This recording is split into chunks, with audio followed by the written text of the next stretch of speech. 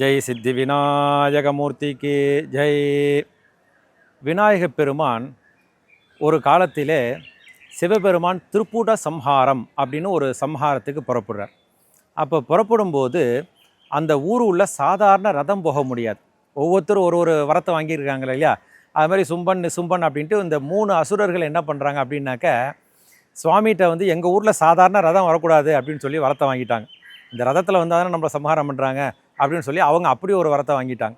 அப்போ அந்த வரத்தை வாங்கும்பொழுது சரி அப்படின்னு சொல்லிட்டு அதே மாதிரி அவங்க வரத்தை வாங்கினோன்னு தேவர்கள் முனிவர்கள் எல்லாரும் கொடுமைப்படுத்தின்னு இருக்காங்க. எல்லாரையும் கொடுமைப்படுத்தும் போது எல்லாரும் போய் சிவபெருமான்கிட்ட போய் கேட்குறாங்க.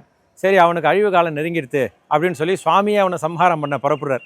புறப்படும் போது பார்த்தீங்கன்னா எப்படி புறப்படுறார் அப்படின்னாக்கா 330 கோடி தேவர்களையும் கூப்பிட்றார். இந்த 330 கோடி தேவர்களையும் கூப்பிட்டு எல்லாரையும் ரதமாக சொல்லிட்டார். 4 பேர் 4 தூண் 4 சக்கரம் அப்படின்னு சொல்லிட்டு தேவர்கள்லாம் ரதமாயிட்டாங்க. தேவர்கள்லாம் ரதமாகி அந்த ரதத்தில் சிவபெருமான் புறப்பட்டு கிளம்புறார். கிளம்பி வந்துட்டு இருக்கும்போது பார்த்தீங்க அப்படின்னாக்கா இவங்க எல்லாரையும் கூப்பிட்டாங்க. தேவர்கள் 330 கோடி தேவர்களும் ரதமாயிட்டாங்க. ஆனால் விநாயகரை மட்டும் கூப்பிடல. இந்த விநாயகர் என்ன பண்ணுறாரு அப்படின்னு பார்த்தீங்கன்னா கோச்சின்னு போய் ஒரு மூலையில் உட்கார்றார். அதான் கன்னி மூலை அப்படிம்பாங்க. சபரிமலையில் பார்த்தோம் அப்படின்னா கன்னி மூலை கணபதியே அப்படிம்பாங்க. அது மாதிரி இருக்கக்கூடிய பழைய சிவாலயங்கள்லாம் நம்ம பார்த்தோம் அப்படின்னாக்கா விநாயகர் எந்த இடத்துல உட்காந்துருப்பார் அப்படின்னு பார்த்தீங்கன்னாக்கா தென்மேற்கு அப்படிங்கிற இடத்துல உட்காந்துருவார். மேற்குக்கும் தெற்குக்கும் இடையில இருக்கிறது தான் கன்னி மூலைன்னு சொல்லுவாங்க, குபேர மூலைன்னு சொல்லுவாங்க, நெய்ருதி மூலைன்னு சொல்லுவாங்க. அந்த இடத்துல விநாயகர் போய் உட்காந்துக்கிறார். அதே இடத்துல உட்காந்தது தான் பழைய சிவாலயங்கள்லாம் போனீங்கன்னா தெரியும். இந்த கன்னி மூலையில் தான் உட்காந்துருப்பார். அது மாதிரி சபரிமலையிலையும் கன்னி மூலையில் தான் உட்காந்துருப்பார். அந்த இடத்துல போய் உட்காந்துட்டார். கோச்சின்னு போய் நீங்கள்லாம் போங்க எப்படி நடக்கிறதுன்னு பார்க்குறேன் அப்படின்னு உட்காந்துன்றார். இவர் உட்கார்ந்த பிறகு பார்த்தீங்க அப்படின்னாக்கா எல்லாரும் புறப்பட்டு அந்த ரதத்தில் போயிட்டே இருக்காங்க.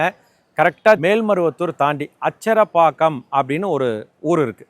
அந்த ஊரில் பார்த்தீங்கன்னா அந்த ரதத்தோட அச்சு முறிஞ்சிடுது. அதனால தான் அந்த ஊருக்கு பேர் அச்சரப்பாக்கம் அப்படின்னு வந்தது. இந்த ரதத்தை அச்சு முறிஞ்சோடனே விநாயகர் 16 கணபதியாக இருக்கார். அந்த 16 கணபதியில் நர்த்தன கணபதியாக அங்கே நடனம் ஆடுறார்.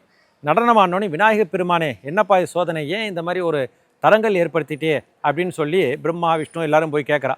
எல்லாரும் கேட்கும்போது அப்போ விநாயகர் சொல்கிறார், உலகத்திலேயே முதல் கடவுள் என்ன சொல்லியிருக்கு, அப்படி இருக்கும்போது நீ என்னை விட்டுட்டு எல்லார்ட்டையும் சொல்லிட்டு வந்துட்ட, அதனால தான் நான் உனக்கு தடங்கள் ஏற்படுத்தினேன் அப்படிங்கிறார். சரி, இப்போ அச்சு முறிஞ்சுடுத்து, இந்த தடங்களுக்கு என்ன தான் பரிகாரம் அப்படிங்கிறார். எனக்கு ருத்ரனை கொடு அப்படிங்கிறார். ருத்ரன் அப்படின்னா சிவபெருமான். சிவபெருமானை கொடுத்தாச்சுன்னா உலகமே கிடையாது. என்னப்பா நீ ருத்ரனையே கேட்குறியப்பா அப்படிங்கிறார். அப்போ தான் சொல்கிறார் சுவாமி, ருத்ரன் அப்படின்னா தேங்காய். இந்த தேங்காய்க்கு நாளிகேரம் அப்படின்னு சான்ஸ்கிரிட்டில் சொல்லுவாங்க. அதுக்கு பூஜை பார்த்தீங்கன்னா ருத்ராதனமானு பண்ணுவாங்க. இந்த தேங்காய்க்கு 3 கண் இருக்கும், சிவபெருமானுக்கு 3 கண் இருக்கும். இந்த ஒரு தேங்காய் ஒன்று சதுர்க்காய் உடைச்சிட்டு போக சொல்லு, அந்த காரியம் தடங்கள் இல்லாமல் நல்லபடியாக நடக்கும் அப்படிங்கிறார். அதனால் உடனே மறுநாள் புறப்படுறாங்க.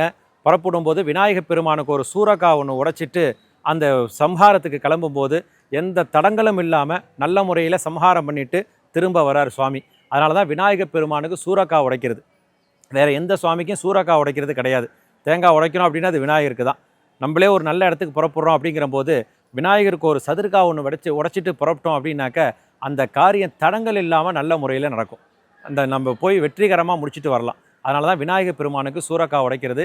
விநாயகரை வணங்காமல் நம்ம ஒரு காரியத்தை துவங்குகின்றோம் அப்படின்னாக்க அதில் ஏதாவது ஒரு தடங்கல்கள் சிக்கல்கள் ஏற்படும்.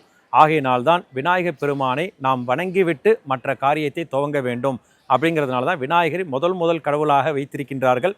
முதல் கடவுளுக்கு முதல் விநாயகர் பெருமானை வணங்கிவிட்டு மற்ற தெய்வங்கள் மற்ற காரியங்களை நம்ம துவங்க வேண்டும். ஜெய் சித்தி விநாயகமூர்த்திக்கு ஜெய்.